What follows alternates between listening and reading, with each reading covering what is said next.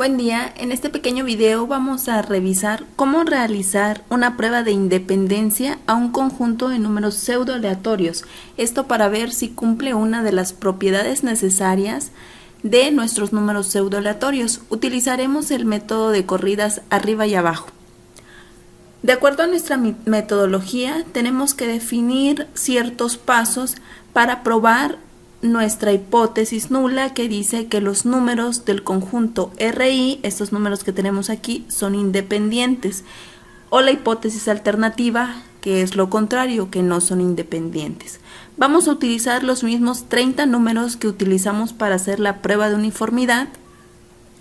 Y lo primero que tenemos que hacer es encontrar el valor de S.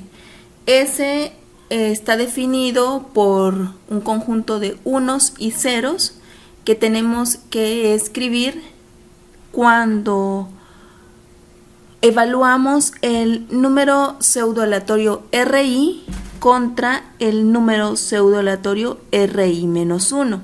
En este caso vamos a iniciar entonces evaluando el valor del número pseudo aleatorio R2 contra el valor del R1.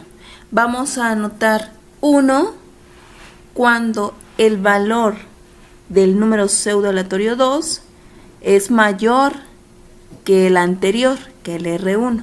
Entonces voy a utilizar una función que se llama si, que me va a analizar una prueba lógica de comparar ciertos valores. Vamos a decir que si este valor es mayor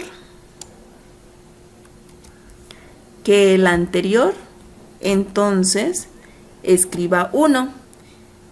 De lo contrario, necesito que escriba 0. Para este caso vamos a ver que el R2 es más pequeño que el R1, por lo tanto tiene que escribirse un 0. Esta evaluación necesito que se vaya dando entre todos los números, es decir, ya hice la evaluación entre R2 y R1, ahora necesito que se haga la evaluación entre R3 y R2. En el siguiente necesito hacer la evaluación entre R4 y R3.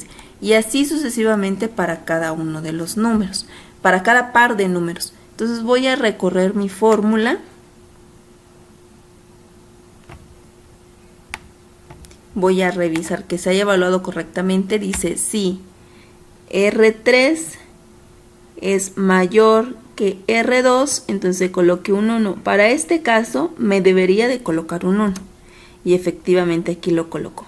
Vamos a ver el siguiente. Si R4 es mayor que R3, me coloque un 1 y si no un 0. En este caso me debe de colocar un 0. Y así vemos cómo se ha ido evaluando cada uno de los pares de números. Ya tengo entonces el valor de S. Enseguida voy a definir el número de corridas que tengo.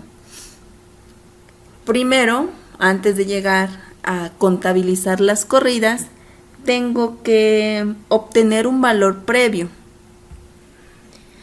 Es decir, vamos a definir cuándo se considera como una corrida y cuándo no. Vamos a decir que una corrida va a ser cuando entre los valores de los ceros y los unos hay cambios. Por ejemplo, acá tenemos un 0 y luego tenemos un 1. Aquí va a haber una corrida. Después tenemos un 1 y un 0, hay otra corrida. Aquí tenemos un 0 y luego otro 0, aquí no va a haber corridas. El siguiente tenemos 0 y 0, de nuevo no tenemos corridas. Entonces esa serie de cambios entre los ceros y los unos vamos a definirlos como corridas. Para llegar a contabilizar o a definir y que no hagamos manualmente la evaluación, vamos a utilizar una función.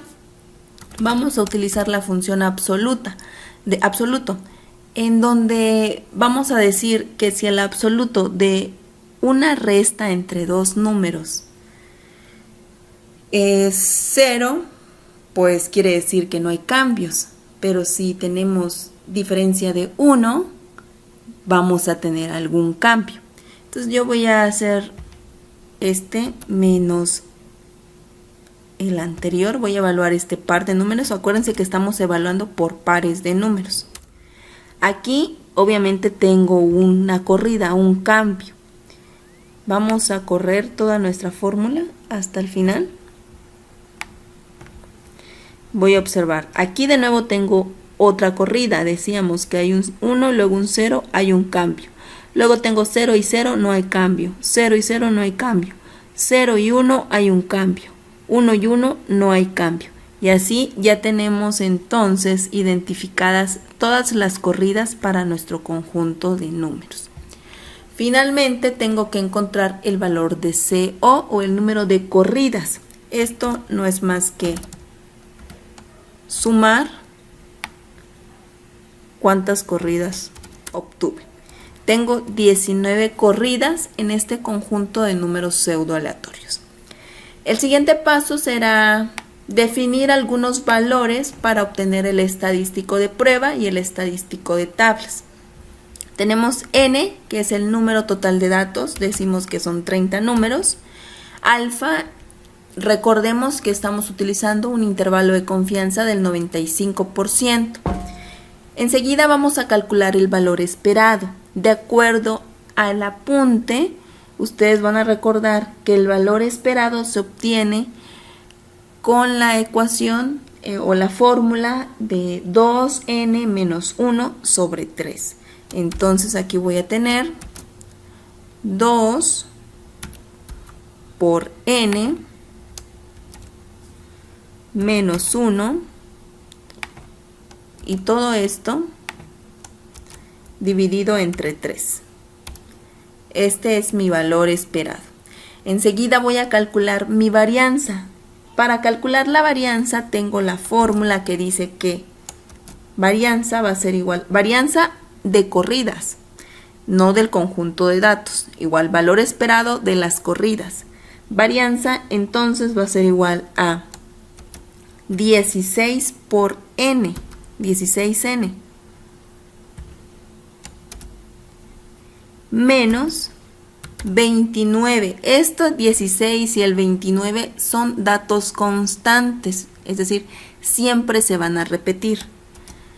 Todo eso dividido entre 90. Ahora voy a calcular el estadístico. El estadístico de prueba es el estadístico Z, que me dice que va a ser igual al valor absoluto de la diferencia de el número de corridas CO menos el valor esperado de las corridas dividido entre la raíz cuadrada de la varianza. Entonces vamos a tener valor absoluto de número de corridas menos la media, el valor esperado, dividido entre la raíz cuadrada de la varianza. Raíz cuadrada de varianza. Y verifico, me hace falta un... Ahí tengo entonces mi estadístico de prueba. Finalmente voy a obtener el valor de tablas del estadístico Z. Decimos que para buscar en tablas tenemos que buscar a Z de alfa sobre 2. Alfa sabemos que es 0.05. Si buscamos en tablas, pues ya tenemos que buscar ese valor de alfa de 0.05. Como vamos a utilizar una función en Excel, recordemos que aquí utilizamos el complemento porque vamos a utilizar la función inversa. Es inverso, normal, estándar. Y aquí va a ser 1 menos alfa sobre 2.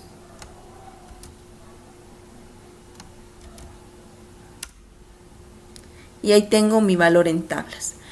Para concluir en esta prueba, el criterio de decisión dice, si el valor del estadístico que obtengo es menor que el valor de tablas, no se rechaza H0 y por lo tanto el conjunto de números RI son independientes. Este es el caso. Tenemos un estadístico menor que el valor en tablas, entonces nuestro conjunto de datos son independientes. De esta forma, llegamos al final de esta prueba y logramos concluir respecto a nuestra prueba de hipótesis. Espero ya haya quedado muy claro y puedan realizar sus ejercicios.